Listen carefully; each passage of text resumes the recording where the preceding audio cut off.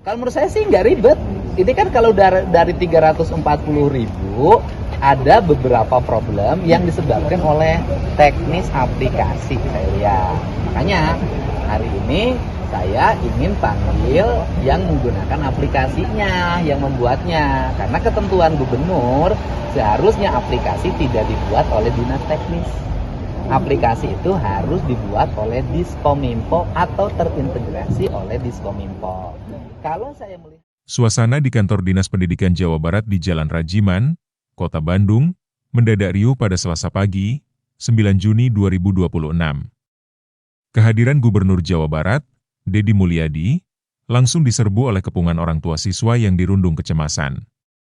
Langkah cepat orang nomor 1 di Jawa Barat ini merupakan respons langsung atas badai keluhan yang menerpa pelaksanaan Sistem Penerimaan Murid Baru atau SPMB tahun 2026 selama beberapa hari terakhir.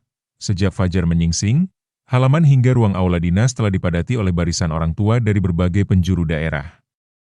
Mereka datang membawa tumpukan persoalan teknis yang merugikan anak-anak mereka.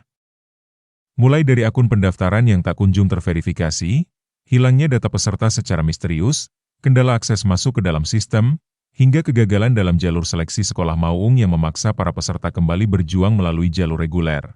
Di tengah kepungan massa, Deddy Mulyadi menyempatkan diri menyapa dan mendengarkan langsung keluh kesah yang terlontar dari para orang tua. Tak ingin sekadar mendengar, ia langsung memanggil sejumlah petugas teknis yang bertanggung jawab atas operasional aplikasi SPMB untuk memberikan penjelasan terbuka di hadapan publik. Namun, dalam sesi dialog yang berlangsung tegang tersebut, para petugas dinilai tidak mampu memberikan jawaban yang lugas dan terperinci mengenai akar masalah yang terjadi di lapangan. Berdasarkan pengamatannya di lokasi, Deddy Mulyadi menegaskan bahwa karut-marut yang terjadi pada SPMB tahun ini sejatinya bukan bersumber dari regulasi atau aturan penerimaan siswa, melainkan murni akibat kendala teknis pada sistem aplikasi pendaftaran. Dari sekitar 340.000 pendaftar, problem yang muncul dinilai sangat dipengaruhi oleh performa dari aplikasi itu sendiri. Lebih dalam lagi, Deddy menyoroti adanya ketidaksesuaian mekanisme dalam proses pembangunan sistem ini. Sesuai ketentuan kepala daerah, aplikasi layanan publik semestinya tidak digarap secara mandiri oleh dinas teknis seperti Dinas Pendidikan, melainkan wajib dibangun atau diintegrasikan di bawah pengawasan Dinas Komunikasi dan Informatika. Masalah menjadi kian rumit karena pihak pengembang memilih untuk merancang aplikasi baru ini dari titik nol, alih-alih menyempurnakan fitur-fitur pada sistem terdahulu yang sebenarnya sudah ada dan tinggal diperbaiki. Sebagai langkah tegas, pemerintah Provinsi Jawa Barat memastikan akan menggelar evaluasi total terhadap Sistem Teknologi Informasi SPMB 2026. Gubernur menegaskan akan segera memanggil pihak pengembang aplikasi demi mengurai benang kusut teknis yang merugikan masyarakat tersebut.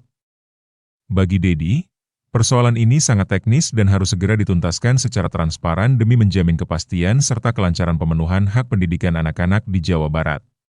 Siswa yang sudah memenuhi syarat, kemudian memang sesuai dengan ketentuan yang ditetapkan oleh Kemendiknas, Kemendikdasmen, maka mereka sudah otomatis menjadi siswa. Nah, yang seperti ini nanti dikoreksi, sehingga di SPMB itu tanggal 15 Juni, nanti tenang tinggal duduk di kelasnya masing-masing.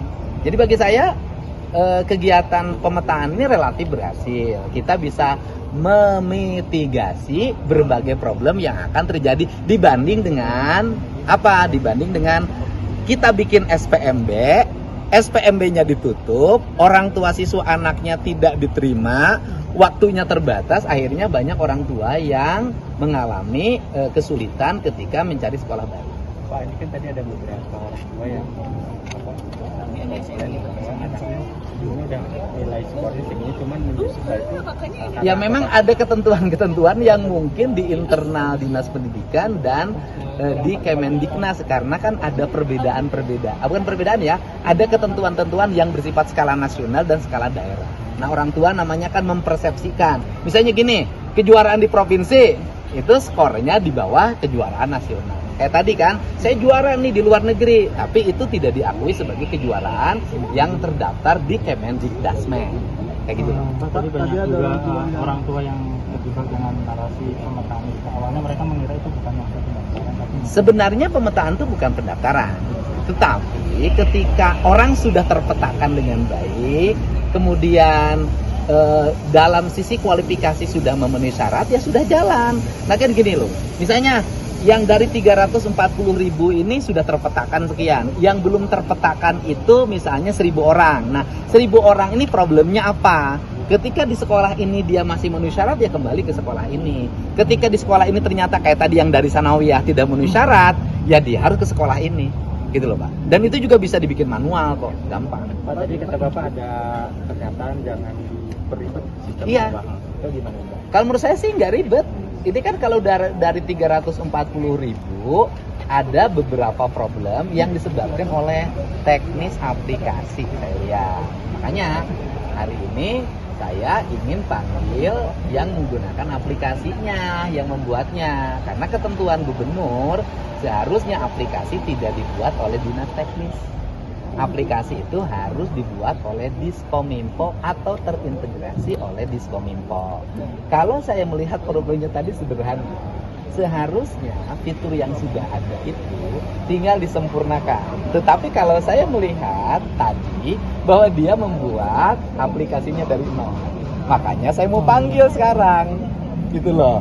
Ini teknis banget, nggak ada yang berat. Pak, Ada soal himbauan, orang tua Pak? tadi, Hah? sekolah Pak Pak katanya Apa tuh? yang jalur akademik Pak, kan itu ada syarat IQ ya Pak ya. Ah. Itu katanya terlalu ketinggian dan dia minta diaudit. Ya, kalau- diterima ini seperti kalau- apa? Kan 130 ya Pak ya. Kalau tidak tinggi ya bukan maung namanya. Ada pernyataan